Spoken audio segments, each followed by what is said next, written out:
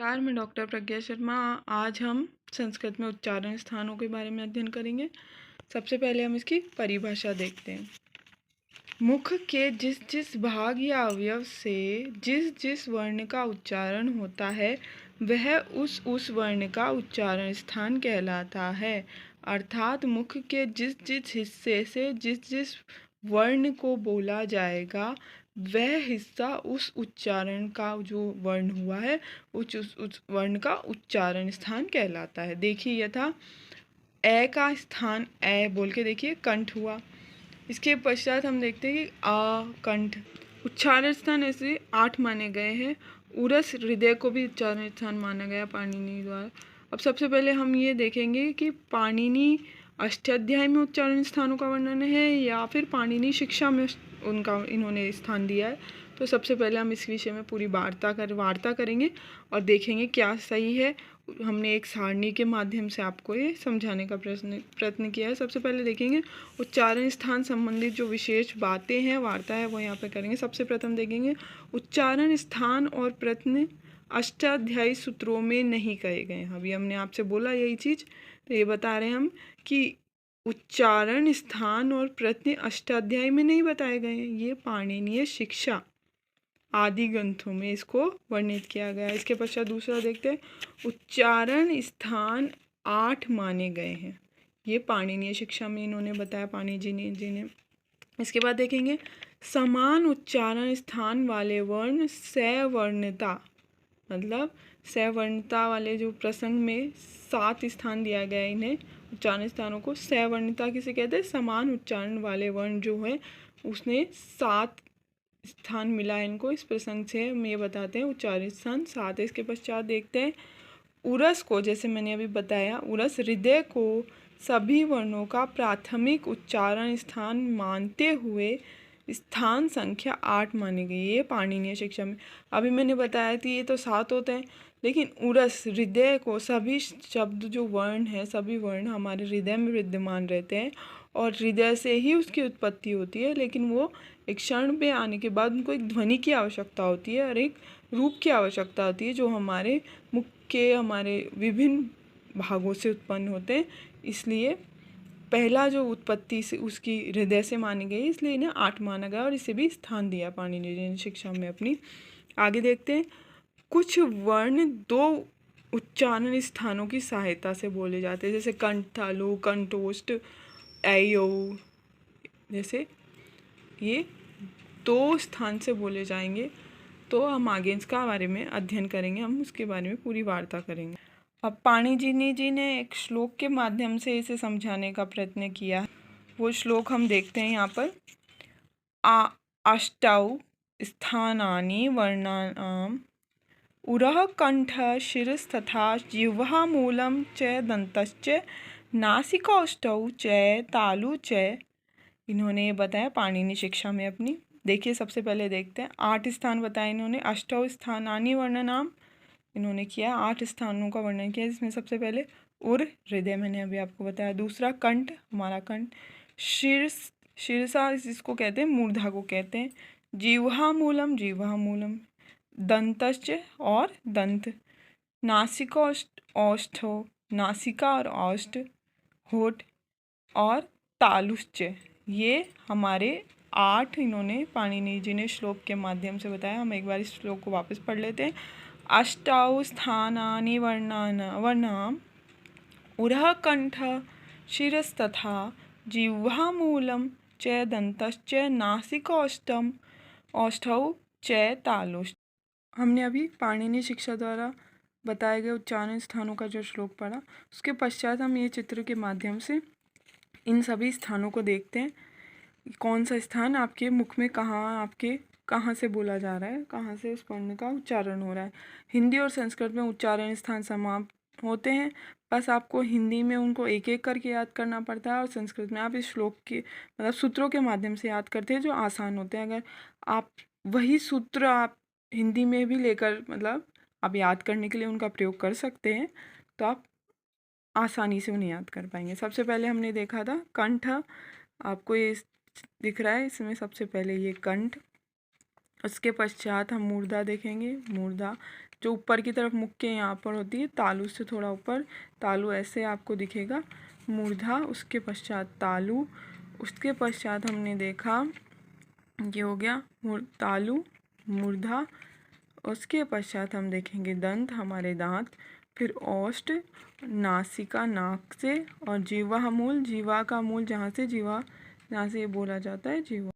अब हम उच्चारण स्थान पढ़ते हैं, देखते हैं कौन कहाँ से चालू होता है। सबसे पहले अकुह विसर्जनीयानाम कंठ, ए और कै वर्ग और है और विसर्ग, अक्कू, आ, कै वर्ग, है, विसर्ग, ये सभी कंठ में आते हैं।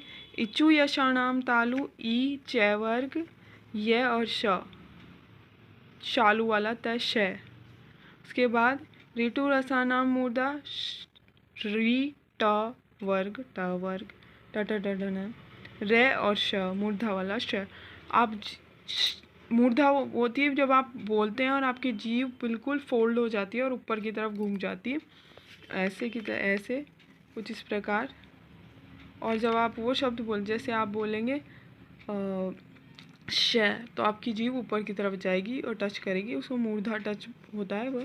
अब देखिए ऋतु रसानाम दंत है, री, तथा दधना, ल और स, ये दंत हमारे दांतों से बोले जाते हैं, बोल के देख लीजिए। उपपद्यमानियाम ओष्ठ, ओष्ठ से जो बोले जाते हैं, ऊ और पमा, ये ओष्ठ से बोले जाते हैं। न मण नानाम नासिका च, न मैण न, ये नासिका से हो गए। ए दय तो कंठालु, मैंने आपको बताया था दो जो हैं जो कंठालु, कंठ और तालु। हम आगे से देखेंगे कि ये कैसे कंठ तालु से हुए हैं, हम इसको देखेंगे कैसे हैं कंठ तालु बता रहे हैं, कैसे बता रहे हैं हम कंठ तालु, हम इसको आगे बताएंगे आपको। ओधो तो कंठोष्ठ, ओ और औ, ये दोनों हैं कंठोष्ठ से बोले गए। वकारस्य दंतोष्ठ, दांत, और ओष्ठ से वकार। इसके पश्चात देखेंगे जीवा मूल्य, जीवा मूल का और ख, ये चिन्ह लग जाता है। नासिका अनुस्वारस्य, अनुसार नासिका से बोले। अब हम जो हमने पढ़े हैं उनको विस्तार से देखते हैं, ऐसे कैसे बोल रहे हैं आप कि ये यहाँ से बोले जाते हैं, वहाँ से बोले जाते हैं, हमें समझाइए, उसी चीज़ को हम समझेंगे। सबसे पहले देखते हैं कंठ। अकुह विसर्जनीयाम कंठ, कंठ देखिए, इसको कंठ्य वर्ण भी कहते हैं, जो कंठ से बोले जाते हैं। ए और आ दोनों कंठ में आएंगे। क, ख, ग, न, नासिका आपने अब मैंने बताया था, नमगणम जो है आता है नासिका से आता है, तो ये भी नासिका से बोले जाएंगे। तो ये दो हमारे जो अंतिम ये सब नासिका से भी बोले जाते हैं, अतः इन्हें कंठ और नासिका भी बोला जाएगा। कंठ नासिका दो स्थानों से बोले जाते हैं, है और विसर्ग, ये विसर्ग। इसके पश्चात हम देखेंगे इचु यशाणाम तालु, ई, चैवर, च हैं, और ये और श, ठीक है, इन्हें तालव्य वर्ण कहते हैं। अब देखिए तालु और नासिका मैंने आपको बताया अंतिम ये नया पंचम वर्ण नासिका के भी है इसमें, तो नासिका के भी है, तो ये दो वर्ण स्थान प्राप्त हुए। इसके पश्चात देखेंगे ऋतु रसानाम मूर्धा, मूर्धा दांत के ऊपर के अंत के भाग को, मुख जो भाग है उसको मूर्धा कहते हैं। री, और गुणय, मूर्धा और नासिका दो, और रे और श, इन्हें मूर्धन्य भी कहा जाता है। इसके पश्चात हम देखेंगे दंत। ऋतु रसानाम दंत, इन्हें दंत्य वर्ण भी कहते हैं, जो दांत से बोले जाते हैं। री, तथा ददा, आप बिना दांत के नहीं बोल पाएंगे, आप कोशिश करिए। उसी को जैसे ल और सा, तो दंत और नासिका से मिलके बना है न। मैंने आपको बताया था अंतिम जो नासिक जो अंतिम है वो नासिका से बना है, वही यहाँ पे बताया गया। उसके पश्चात उपपद्यमानिया नाम ओष्ठो, ओष्ठ्य वर्ण कहते हैं, जैसे ऊ, प, फ, जैसे उसमें भी मैंने आपको ये बताया, जैसे ए, आ इसमें जुड़ जाएगा, इसमें भी ई इसमें, वैसे ही इसमें ऊ। ओष्ठ और नासिका उपपद्यमानिया, जिनमें ऐसे चिन्ह मतलब आप बोलेंगे तो ऊपर नीचे की ऐसे टच करेगा, पा, फ, ऐसे। इसके पश्चात देखेंगे नासिका च, यमण नानाम नासिका च, अंतिम जो पंचम वर्ण है वो सभी नासिका में आएंगे, नासिक्य वर्ण कहते हैं इन्हें। और इसके साथ ही हमें बता दें जो नासिका अनुस्वार भी नासिका में आता है। आगे देखते हैं हमें कंठोष्ठ, ओदोतो कंठोष्ठम, मतलब औ औ ये दोनों कंठोष्ठ में आएंगे। उसी प्रकार ऐ देतो कंठोष्ठ, मैंने ये दोनों आप दोनों को एक साथ बताया, ये कंठ तालव्य वर्ण है। ए देतो ऐ मैंने आपको संयुक्त वर्ण पढ़ाया था, बताया था, तब उसमें वीडियो में मैंने बताया था। जैसे ए ई, इससे आ ई, ए ई आ ई, इससे मिलकर बना है ए और आ एक से मिलकर ए बना है। तो ए कहाँ से आ रहा है? कंठ से। ई कहाँ से आ रहा है? तालु से। अतः हमको ये पता चला कंठ और तालु से मिलकर, या तो आप ऐसे पढ़ लीजिए या फिर इसको ऐसे याद कर लीजिए, ए दे तो कंठ। ए का जैसे निर्माण हुआ है कंठ से और तालु से मिलकर, तो ये संयुक्त वर्ण है, तो इसका निर्माण ऐसे हुआ है, इसी वजह से इसे कंठ तालु माना गया है। और यही ऐसे यही ए और ऊ ओष्ठ से बोला जाता है, ए कंठ से, इसलिए कंठोष्ठ माना गया।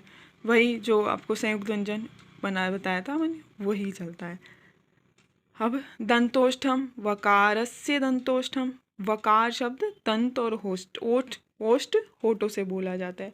अब जीवा मूल्य मतलब जीवा का जो आगे का हिस्सा होता है, आगे का भाग होता है, मूल भाग होता है, वहाँ से क ख इनकी सहायता से ये बोले जाते हैं। इसके पश्चात नासिका अनुस्वार से, मैंने अभी आपको बताया था नासिका हमेशा अनुस्वार नासिका से ही बोला जाएगा, इसलिए नासिका अनुस्वार से। इस प्रकार हम देखेंगे ये कितने हो गए हैं। 1 अकुविसर्जनीय कंठ, ऋतुरसानाम तालु, ऋतुरसानाम मूर्धा, ऋतुरसानाम दन्तः, उपपद्यमान्याम ओष्ठ, नमणानाम नासिका, ए देतो कंठ तालु, ओ दो कंठोष्ठम, और वकारस्य दंतोष्ठम, जीवः मूल्य नासिका अनुस्वार से। वैसे तो हम देखेंगे तो हमें ये 6 पर 7वीं जो है समाप्त है, लेकिन ये जब संयुक्त होता है कंठ तालु कंठोष्ठ दंतोष्ठ जीवा मूल्य, तो इस प्रकार ये 11 प्राप्त होते हैं। अब हम कंठ तालव्य व कंठ ओष्ठ वर्ण के विषय में देखेंगे ये क्या है। अब देखिए ऐ औ और ओ दीर्घाक्षर और संध्याक्षर जिनसे संधि होती है भी कहे जाते हैं। ए ओ दीर्घाक्षर हैं और ये संधि प्राप्त होती है, इसलिए इनको संध्याक्षर भी कहा जाता है। क्योंकि ये 2 स्वरों से मिलते हैं, फलस्वरूप बने होते हैं, इसलिए इन्हें जब निर्माण होता है तो कंठोष्ठ कंठ तालु। देखिए अब ए ऊ मैंने अभी आपको बताया था, ए ऊ आ ऊ, तो ये इससे ओ का निर्माण हुआ, ये कंठ है, ये ओष्ठ है, तो इसलिए कंठोष्ठ। इसी प्रकार ए आ ई, तो ये कंठ और तालु, ऐसे ए। इसी प्रकार कंठ हम देखेंगे, ए आ आई, ए आ औ कंठोष्ठ कंठ तालव्य। ऐसे ही हम आप खुद भी पढ़ के समझ सकते हैं कि हमने संयुक्त व्यंजनों को जोड़ा। पहले हमें देखा कि कंठ अकु विसर्जनीयानाम कंठ है, उपपद्यमान्याम ओष्ठ, तो ऋचुरसानाम तालु, तो ऐसे में कंठ तालु कंठोष्ठ दंतोष्ठ वकार से ये सब प्राप्त हुए, इसलिए कंठ तालव्य कंठोष्ठ वर्ण ऐसे बने। अब देखेंगे जीवहा मूल्यम। जीवहा मूल्यम को हम पहले एक थ्योरी के रूप में देखते हैं, फिर मैं आपको इसको चार्ट में बता दूंगी। देखिए जीवहा मूल्य क और ख का उच्चारण स्थान जीवा मूल से होता है। इस तरह का अक्षर जीवहा केवल संस्कृत भाषा में होता है, मतलब और कहीं भाषा में नहीं मिलेगा आपको, संस्कृत भाषा में मिलेगा। इसका उच्चारण आधे विसर्ग जैसा होता है। ये 4 ही अक्षरों से पहले लगता है, क ख और प फ से। जब यह क और ख के पहले रहता है तब इसका नाम जीवा मूल्य होता है, क्योंकि जीवा मूल से बोला जाता है, जीवा मूल जहाँ से जीवा का मूल होता है। और जब ये प और फ से बोलते हैं तो उपपद्यमानीय होते हैं। बोल के देखिए प और फ, और क और ख, तो मूल और उपपद्यमानीय दोनों अलग हुए। अब इसको मैं एक बार चार्ट से आपको समझाती हूँ। जैसे जीवा मूल्य है, क्या देखें क और ख का उच्चारण जीवा मूल से होता है, ठीक है। अब इस तरह का अक्षर चिन्ह केवल संस्कृत में होता है। पहले तो क और ख का स्थान जीवा मूल्य होता है, और इस तरह का अक्षर केवल संस्कृत में जो चिन्ह आते हैं संस्कृत में आते हैं। उच्चारण आधे विसर्ग के समान होता है, क ख प फ। कै ख से पहले होने पर जीवामूल्य होता है, पे और फे से होने पर उपमाद्य। अब इसका उदाहरण देखते हैं हम। क करोति, क खनति, इसमें देखिए दोनों जीवामूल्य। ऐसे राम पठति, प वृक्ष फलति। ठीक है, तो ऐसे इस चार्ट के माध्यम से हमने इसको शॉर्ट में बताया। इस प्रकार हमारे उच्चारण स्थान थे, हमने इन्हें अध्ययन किया, शॉर्ट में समझने की कोशिश की और शीघ्र समझने की कोशिश की। इसको आप और भी पढ़ सकते हैं, और भी समझ सकते हैं और अच्छे से बना सकते हैं, अपने अकॉर्डिंग बोल सकते हैं, कर सकते हैं। कुछ भी दिक्कत हो पूछ सकते हैं, आप पूछिए, हम उसका हल देने की कोशिश करेंगे। बहुत बहुत धन्यवाद। आपका दिन शुभ हो और शुभमस्तु। धन्यवाद।